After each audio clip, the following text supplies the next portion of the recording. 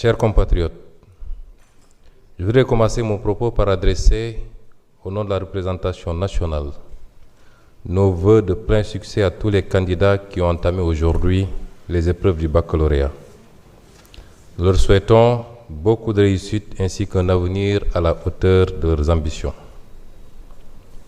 Mesdames et messieurs, au moment où nous procédons à la clôture de la session ordinaire unique 2025-2026 de notre Assemblée nationale, je ressens à la fois un profond sentiment d'humilité et un grand sens de responsabilité.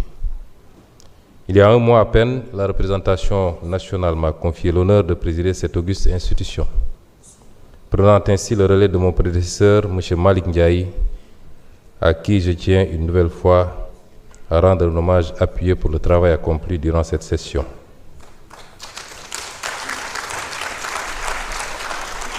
Sous son autorité, l'Assemblée nationale s'est propulsée dans une dynamique de modernisation et consolidé son rôle au service de notre démocratie.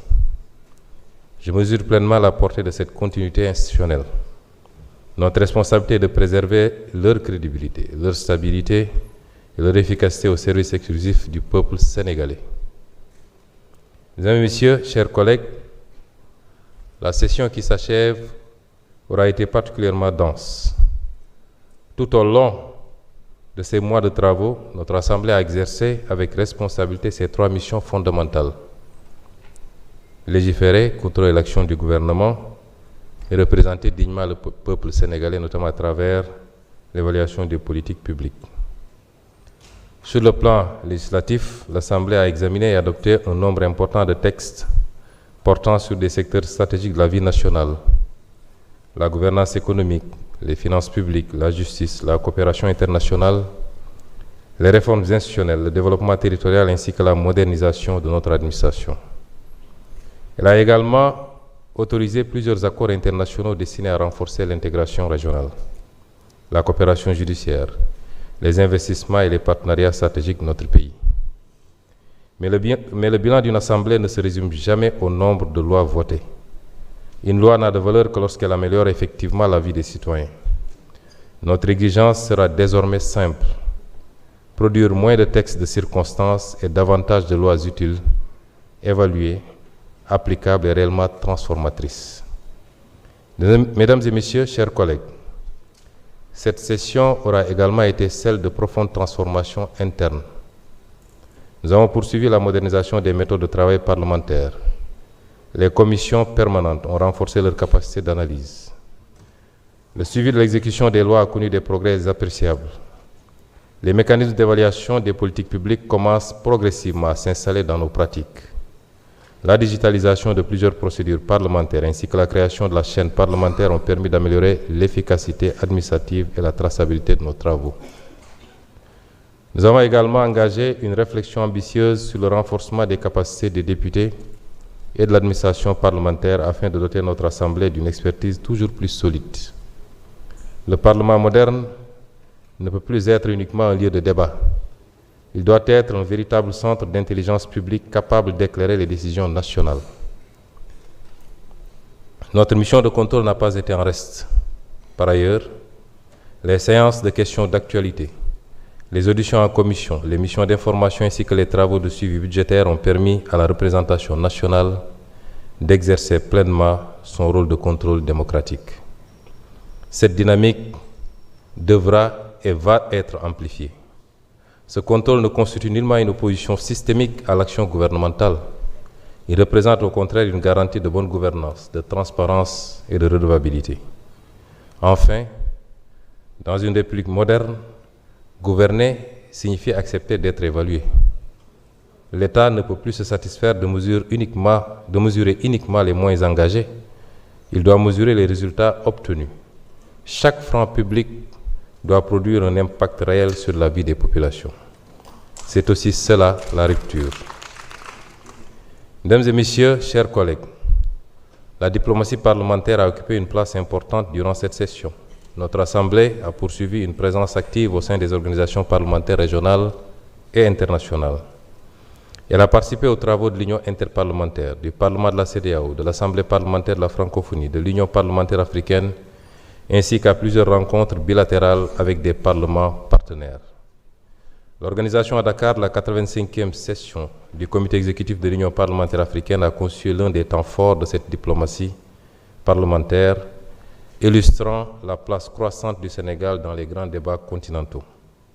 Notre diplomatie parlementaire doit désormais accompagner davantage les priorités nationales, la souveraineté économique, la paix et la sécurité régionale, l'intégration africaine, la mobilisation des investissements, la défense des intérêts des Sénégalais de la diaspora.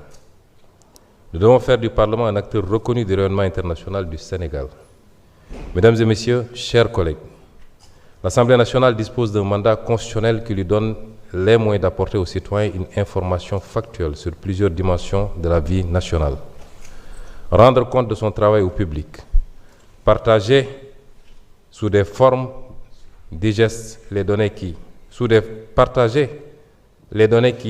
le sous-tendent, c'est remplir au mieux le contrat de transparence inhérent à la fonction parlementaire.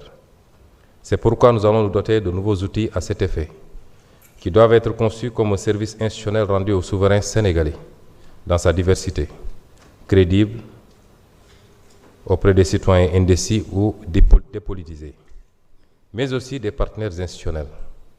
Il s'agira d'informer, en donnant accès aux faits et aux sources primaires dignes d'intérêt, à travers deux leviers que nous allons mettre en place. D'abord, une newsletter hebdomadaire, ou en tout cas périodique, pour la régularité et le partage d'informations essentiellement chiffrées et techniques, auquel sera articulé le portail de données ouvertes que constitue le site de l'Assemblée nationale. Il rendra compte de façon sobre, synthétique, digeste, pédagogique et traçable du travail parlementaire de la semaine ou de la période écoulée, sur des contenus tels que les textes examinés et adoptés, résumés en langage accessible, avec le lien vers le document officiel, les questions au gouvernement et synthèse des principaux échanges en commission, les chiffres clés d'une politique publique mise en lumière chaque semaine, le suivi des engagements et des réformes en cours pour mesurer le chemin parcouru. Le second outil consistera à la mise en place d'un podcast vidéo pour la présentation des députés, de leur territoire et de leurs actions. Mesdames et Messieurs, la session qui s'ouvre après cette clôture ne sera pas une période d'inactivité. Bien au contraire, l'intercession devra être mise à profit pour préparer les grands chantiers qui attendent la représentation nationale et en exécuter certains au besoin. Plusieurs projets de loi structurants sont déjà inscrits dans notre agenda législatif, notamment dans les domaines de l'agriculture, de la justice, de la défense, de l'identité biométrique, de la publicité, des finances publiques, ainsi que de la politique industrielle.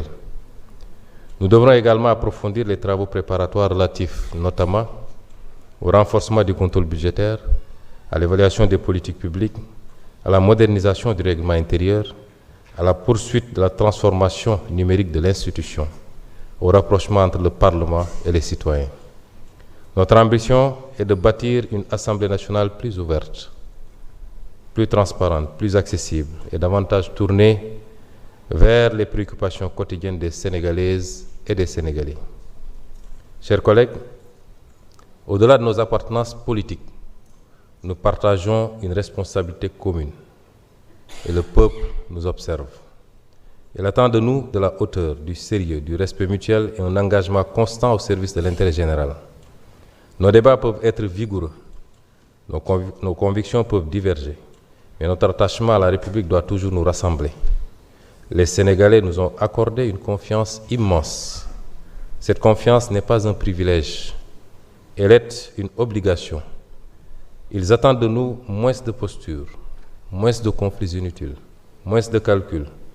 Ils attendent davantage de travail, davantage de résultats, davantage d'exemplarité. Le Sénégal entre progressivement dans une nouvelle étape de son histoire. Cette étape exige du courage, elle exige de la rigueur, elle exige de la discipline, elle exige surtout une fidélité absolue à l'intérêt national. Nous n'avons pas le droit de décevoir, nous devons rester fidèles au mandat que le peuple nous a confié, avec humilité, avec détermination, avec patriotisme, parce que l'histoire ne retiendra ni nos discours, ni nos querelles, elle retiendra uniquement ce que nous aurons changé pour notre peuple. Mesdames et Messieurs, je voudrais exprimer ma gratitude ma gratitude aux députés de la majorité comme de l'opposition, au gouvernement pour la qualité du dialogue institutionnel. Monsieur le ministre l'a rappelé tout à l'heure, j'ai suivi depuis mon bureau le débat d'orientation budgétaire qui était d'une qualité exceptionnelle. Au personnel administratif de l'Assemblée nationale également, je voudrais exprimer ma gratitude. Aux partenaires techniques et institutionnels, ainsi qu'à tous les citoyens qui suivent avec intérêt les travaux parlementaires. Je forme le vœu que l'intercession permette à chacun de poursuivre le travail de proximité avec les populations, d'écouter davantage leurs attentes et de revenir à la prochaine session avec une énergie renouvelée. Je prie le Tout-Puissant d'accorder à notre nation la paix, l'unité, la stabilité et la prospérité. Qu'il guide chacune de nos décisions. Qu'il bénisse notre Assemblée nationale et qu'il bénisse le Sénégal. Vive la République, vive le Sénégal. Mes chers collègues,